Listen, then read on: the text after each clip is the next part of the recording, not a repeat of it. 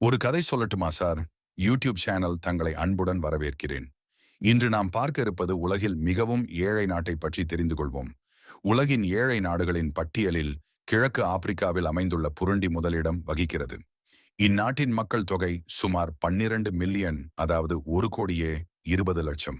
இதில் 85% மக்கள் மிக கடுமையான வறுமையில் வாடுகின்றனர்.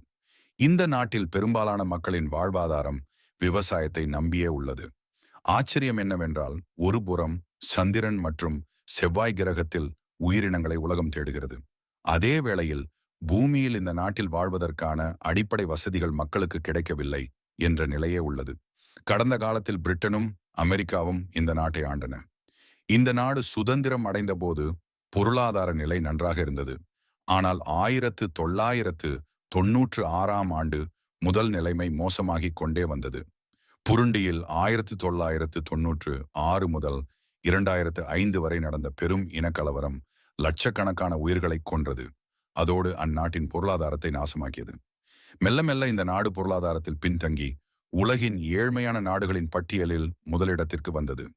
புருண்டியை தவிர மடகாஸ்கர், சோமாலியா மற்றும் மத்திய ஆப்பிரிக்க குடியரசு உள்ளிட்ட பல நாடுகள் வறுமையுடன் போராடி வருகின்றன. புருண்டி மக்களின் ஆண்டு வருமானம் ஆண்டுக்கு $180, அதாவது ஆண்டுக்கு 80 ரிங்கெட், 14,000 ரூபாய்தான். இங்கு 3 பேரில் ஒருவர் வேலைவாய்ப்பில்லாமல் உள்ளனர். மேலும் ஒருவர் நாள் முழுவதும் உழைத்தாலும் தினமும் 3 ரிங்கெட், இந்திய மதிப்பில் 50 ரூபாய் கூட சம்பாதிக்க முடியாத நிலை உள்ளது. ஐக்கிய நாடுகள் மற்றும் பிற அமைப்புகள் உலகெங்கிலும் உள்ள பல ஏழை நாடுகளின் முன்னேற்றத்திற்காக பல வகையான முயற்சிகளை மேற்கொண்டு வருகிறார்கள். இருந்தபோதிலும் புருண்டி உட்பட உலகின் பல நாடுகளில் நிலைமை முன்னேற்றமடையவில்லை என்பதுதான் உண்மை.